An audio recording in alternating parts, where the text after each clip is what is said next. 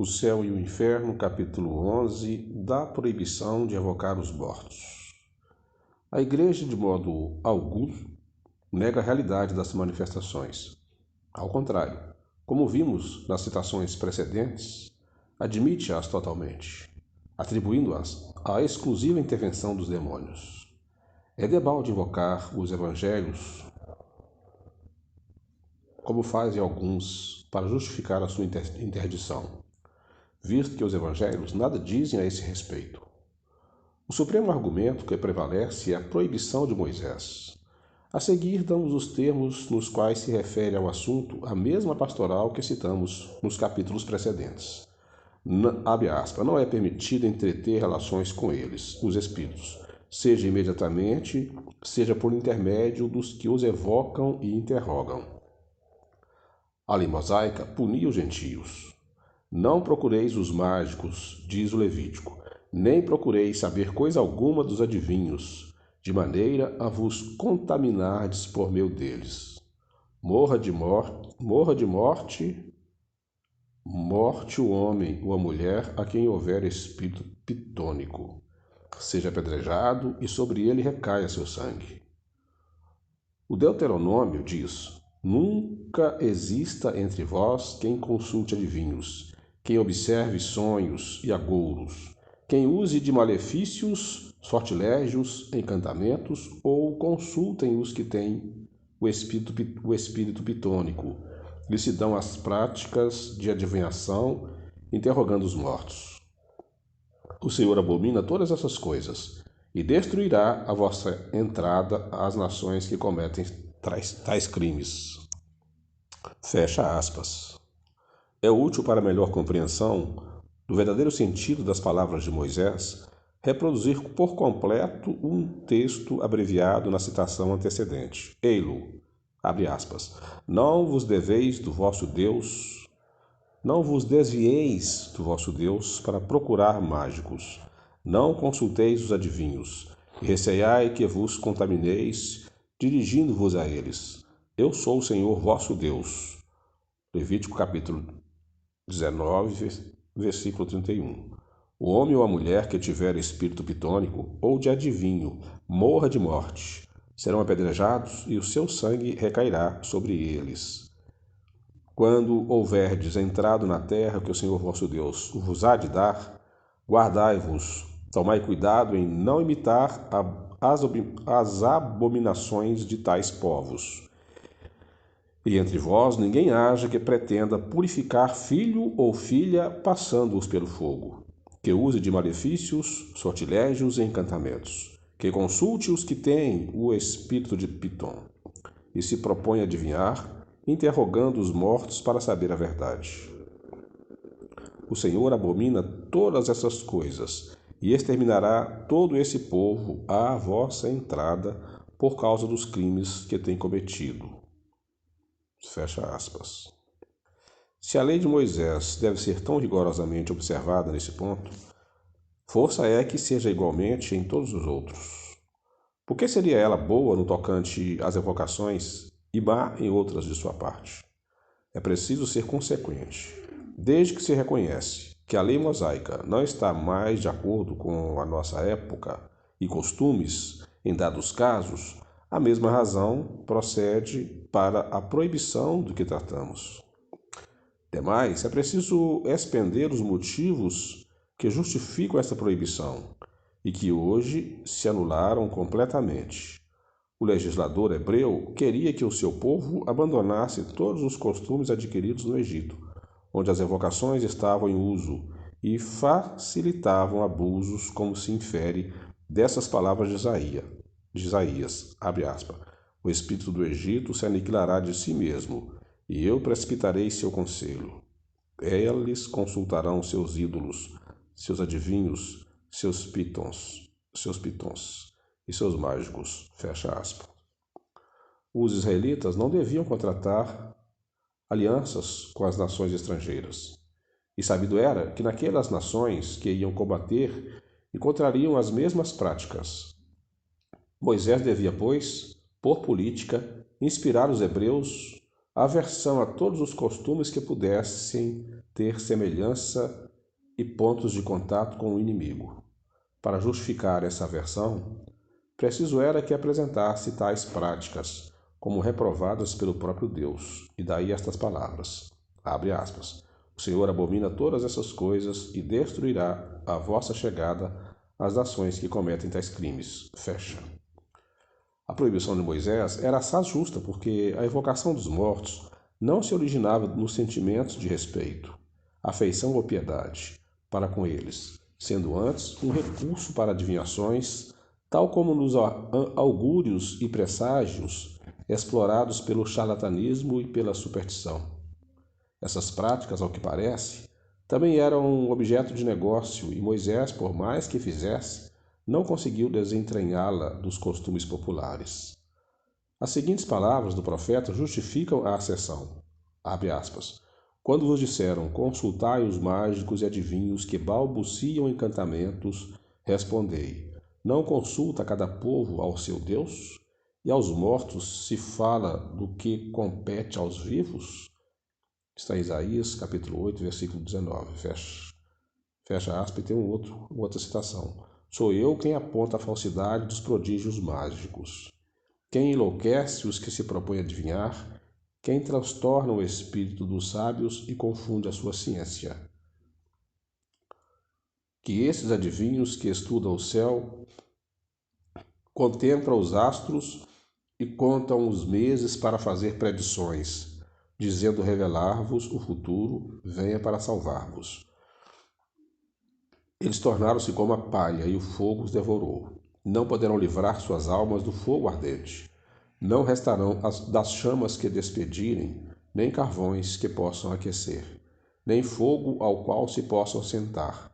Eis ao que ficarão reduzidas todas essas coisas, das quais vos tendes ocupado com tanto afinco. Os traficantes que convosco traficam desde a infância foram-se, cada qual para seu lado, sem que um só deles se encontre que vos tire os vossos males. Fecha aspas. Neste capítulo, Isaías dirige-se aos babilônios sobre a figura alegórica da virgem filha de Babilônia, filha de Caldeu. Diz ele que os adivinhos não impedirão a ruína da monarquia. No seguinte capítulo, dirige-se diretamente aos israelitas. Abre aspas. Vinde aqui, vós outros filhos de uma agoureira, raça de um homem adúltero, de uma mulher prostituída. De quem vos rides vós? Contra quem abristes a boca e mostrastes ferinas línguas? Não sois vós, filhos perversos, de bastarda raça. Vós que procurais conforto em vossos deuses debaixo de todas as frontes, sacrificando-lhes os tenros filhos nas torrentes, sob os rochedos sobranceiros, depositastes a vossa confiança nas pedras da torrente, espalhastes e bebestes licores em sua honra, ofereceste sacrifício. Depois disso, como não se acender a minha indignação? Fecha. Estas palavras são inequívocas e provam claramente que, neste tempo, as evocações tinham por fim a adivinhação, ao mesmo tempo que constituíam comércio associadas às práticas da magia e do sortilégio, acompanhadas até de sacrifícios humanos. Moisés tinha razão, portanto, proibindo tais coisas e afirmando que Deus as abominava. Essas práticas supersticiosas perpetuaram-se até a Idade Média, mas hoje a razão predomina, ao mesmo tempo que o Espiritismo veio mostrar o fim exclusivamente moral, consolador e religioso das relações de além-túmulo. Uma vez, porém, que os espíritas não sacrificam criancinhas, nem fazem libações para honrar deuses, uma vez que não interrogam astro, mortos e augures, para adivinhar a verdade sabiamente velada aos homens, uma vez que repudia traficar com a faculdade de comunicar com os espíritos, uma vez que não move a curiosidade nem a cupidez, mas um sentimento de piedade, um desejo de instruir-se e melhorar-se, aliviando as almas sofredoras, uma vez que assim é, porque o é, a proibição de Moisés não lhes pode ser extensiva.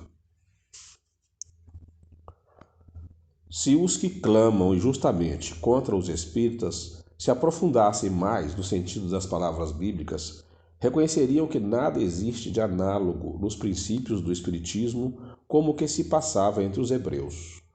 A verdade é que o espiritismo condena tudo o que motivou a interdição de Moisés, mas os seus adversários, no afã de encontrar argumento com que rebatam as novas ideias, nem se apercebem que tais argumentos são negativos por serem completamente falsos. A lei civil contemporânea pune todos os abusos que Moisés tinha em vista reprimir. Contudo, se ele pronunciou a pena última contra os delinquentes, é porque lhe faleciam meios brandos para governar um povo tão indisciplinado.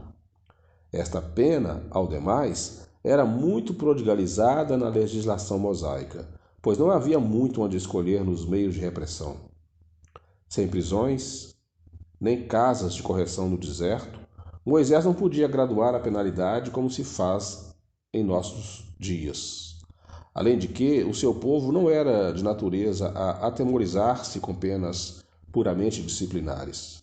Carecem, portanto, de razão os que se apoiam na severidade do castigo para provar o grau de culpabilidade da evocação dos mortos.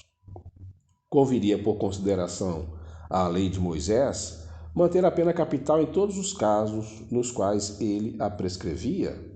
Por que então reviver com tanta insistência esse artigo, silenciando ao mesmo tempo o princípio do capítulo que proíbe aos sacerdotes a posse de bens terrenos e partilhar de qualquer herança, porque o Senhor é a sua própria herança? Deuteronômio, capítulo 28, versículos 1 a 2. Há duas partes distintas na lei de Moisés.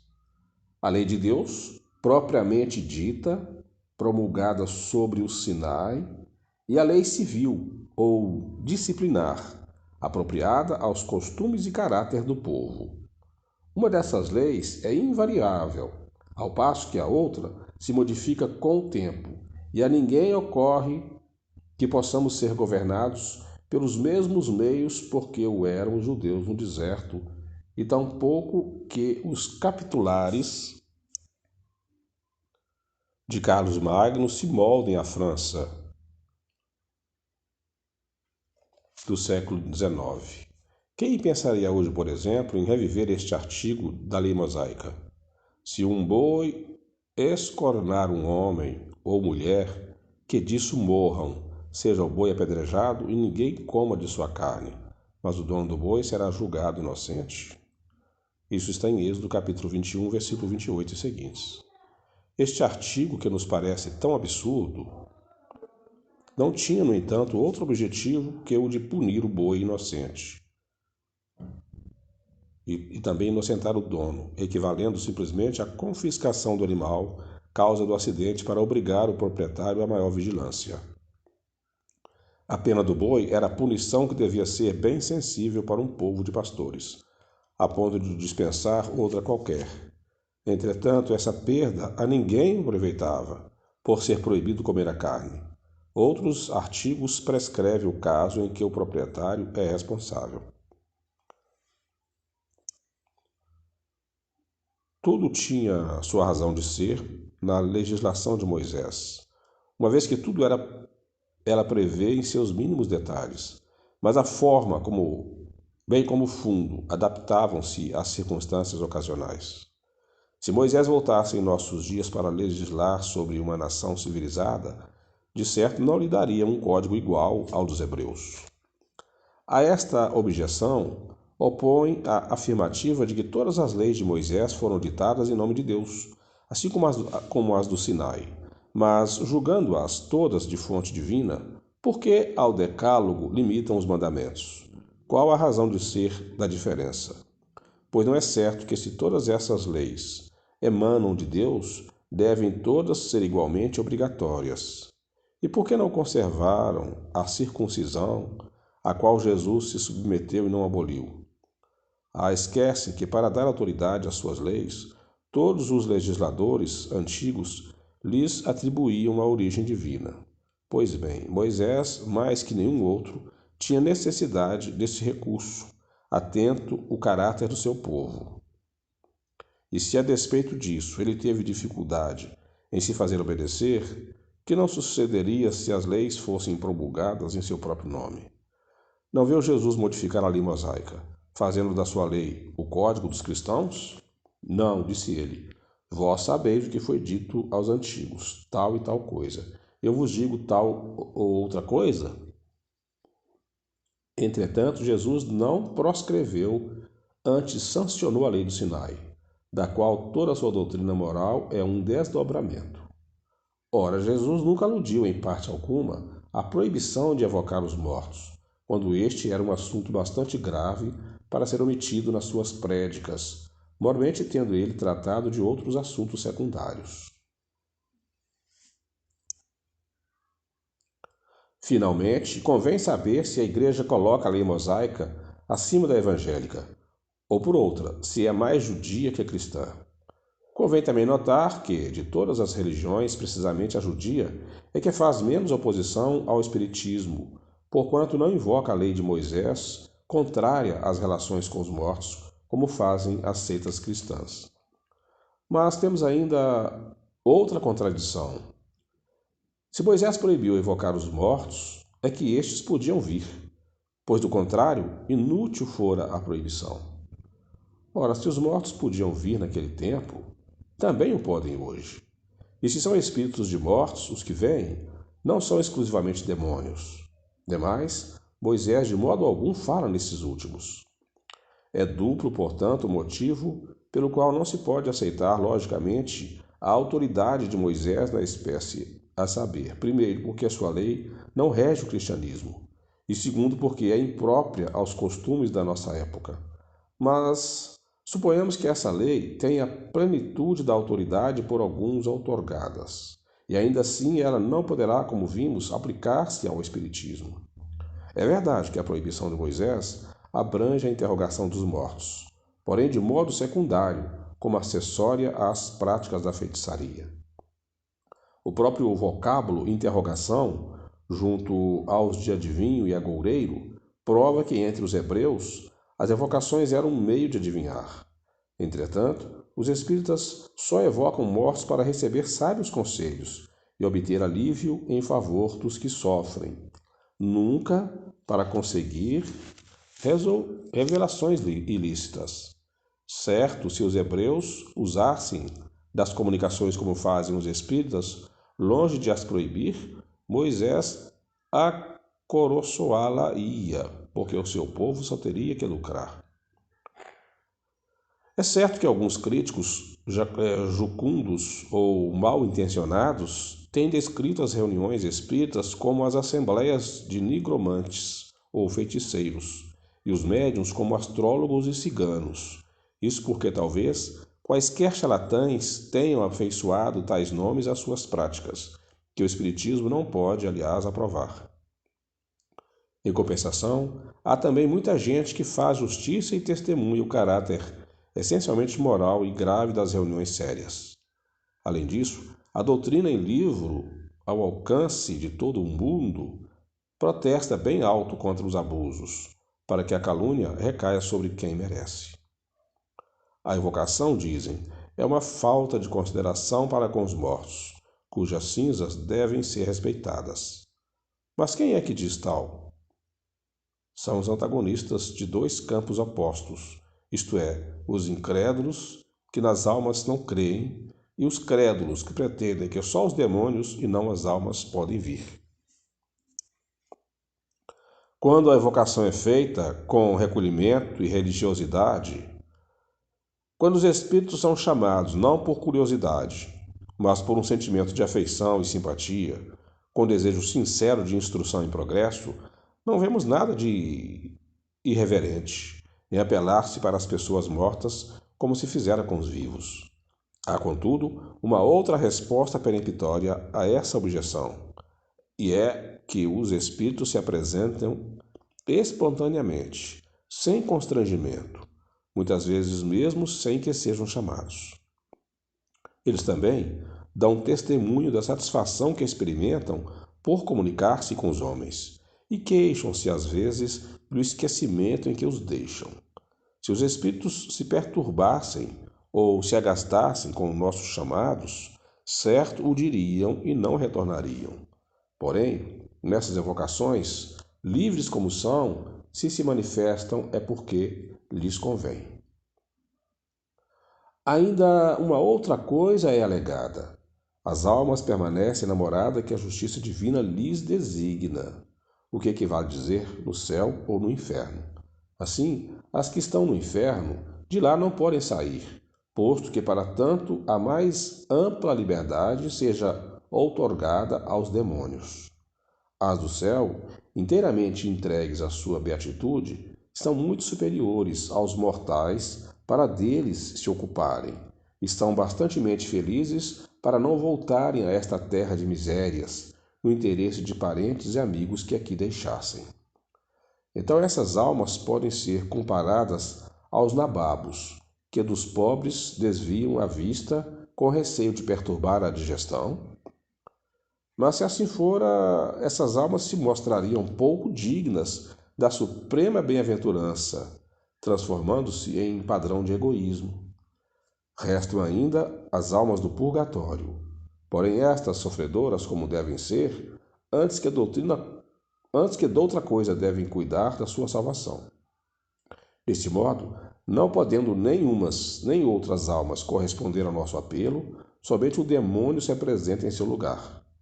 Então é o caso de se dizer: se as almas não podem vir, não há de que recear pela perturbação de seu repouso. Mas aqui reponta uma outra dificuldade. Se as almas bem-aventuradas não podem deixar a mansão gloriosa para socorrer os mortais, por que invoca a Igreja a assistência dos santos, que devem fruir ainda maior soma de beatitude? Por que aconselha invocá-los em casos de moléstia, de aflição ou de flagelos? Por que razão, e segundo essa mesma Igreja, os santos e a própria Virgem aparecem aos homens e fazem milagres? Estes deixam o céu para baixar a terra. Entretanto, os que estão menos elevados não o podem fazer. Que os céticos neguem a manifestação das almas. Isso até vá, visto que nelas não acreditam. Mas o que se torna estranhável é ver encarniçar-se contra os meios de provar a sua existência, esforçando-se por demonstrar a impossibilidade desses meios. Aqueles mesmos cuja crença repousa na existência e no futuro das almas. Parece que seria mais natural acolherem como benefício da providência os meios de confundir os céticos com provas irrecusáveis, pois que são os negadores da própria religião. Os que têm interesse na existência da alma deploram constantemente a avalanche da incredulidade que invade, dizimando-os o rebanho de fiéis. Entretanto, quando se lhe apresenta o meio mais poderoso de combatê-la, recusam-no com tanta ou mais obstinação que os próprios incrédulos. Depois, quando as provas avultam de modo a não deixar dúvidas, eis que procuram como recurso de supremo argumento a interdição do assunto, buscando para justificá-la um artigo de lei mosaica do qual ninguém cogitara, emprestando-lhe à força um sentido e aplicação inexistentes. E tão felizes se julgam com a descoberta que não percebem que esse artigo é ainda uma justificativa da doutrina espírita. Todas as razões alegadas para condenar as relações com os espíritos não resistem a um exame sério. Pelo ardor com que se combate, nesse sentido, é fácil deduzir o grande interesse ligado ao assunto. Daí a insistência. Em vendo esta cruzada de todos os cultos contra as manifestações, dir-se-ia que delas se atemorizam. O verdadeiro motivo poderia bem ser o receio de que os espíritos muito esclarecidos viessem instruir os homens sobre pontos que se pretende obscurecer, dando-lhes conhecimento ao mesmo tempo da certeza de um outro mundo, a par das verdadeiras condições para neles serem felizes ou desgraçados. A razão deve ser a mesma, porque se diz à criança: não vá lá que há lobisomens. Os homens dizem: Não chameis os espíritos, são diabo. Não importa, porém, impedem os homens de os evocar, mas não poderão impedi-los de vir aos homens para levantar a lâmpada de sob o alqueire. O culto que estiver com a verdade absoluta, nada terá que temer da luz, pois a luz faz brilhar a verdade, e o demônio nada pode contra esta. Repelir as comunicações de além-túmulo é repudiar o meio mais poderoso de se instruir, já pela iniciação nos conhecimentos da vida futura, já pelos exemplos que tais comunicações nos fornecem. A experiência nos ensina, além disso, o bem que podemos fazer, desviando do mal os espíritos imperfeitos, ajudando os que sofrem a desprenderem-se da matéria e a se aperfeiçoarem. Interdizer as comunicações é, portanto, privar as almas sofredoras da assistência que lhes podemos e devemos dispensar. As seguintes palavras de um espírito resumem admiravelmente as consequências da evocação, quando praticada com fim caritativo. Abre aspas. Todo espírito sofredor e desolado vos contará a causa da sua queda, os desvarios que os perderam, esperanças, combates e terrores, remorsos, desesperos e dores. Tudo vos dirá, mostrando Deus justamente irritado a punir o culpado com toda severidade. Ao ouvi-lo, dois sentimentos vos acometerão: o da compaixão e o do terror. Compaixão por ele, temor por vós mesmos. E se o seguirdes nos seus queixumes, vereis então que Deus jamais o perde de vista, esperando o pecador arrependido e estendendo-lhe os braços logo que procure regenerar-se. Do culpado, vereis, enfim, os progressos benéficos, para os quais tereis a felicidade e a glória de contribuir com a solicitude e o carinho do cirurgião, acompanhando a cicatrização da ferida que pensa diariamente. Fecha aspas. Bordeaux, 1861.